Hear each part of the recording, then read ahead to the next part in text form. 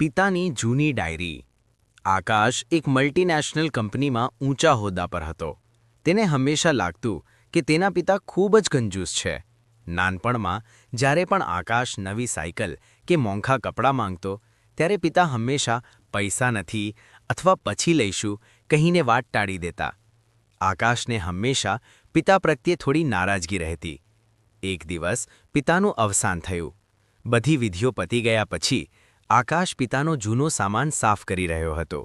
ત્યાં તેને પિતાના કબાટના એક ખૂણેથી એક જૂની ફાટેલી ડાયરી મળી। આકાશે ડાયરી ખોલી। તેમાં પિતાએ વર્ષોનો હિસાબ લખ્યો હતો। 10 ઓગસ્ટ 1995।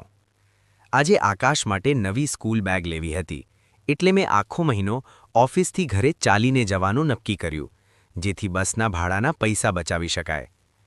15 મે 2002। આકાશને કોલેજમાં એડમિશન લેવું છે। ફી ઘણી વધારે છે।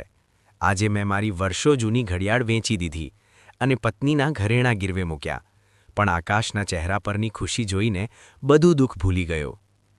20 સપ્ટેમ્બર 2010। આજે આકાશે મને ખીજાઈને કહ્યું કે હું બહુ જૂના વિચારોનો અને કંજૂસ માણસ છું। તેને ખબર નથી કે મેં કંજૂસી એટલે કરી કારણ કે મારે તેના ભવિષ્ય માટે શહેરના સારા વિસ્તારમાં એક ફ્લેટ બુક કરાવવો હતો। ડાયરીના છેલ્લા પાને એક વસિયતનામું હતું જેમાં તે ફ્લેટના કાગળો હતા જે પિતાએ આકાશ માટે છુપી રીતે લીધો હતો।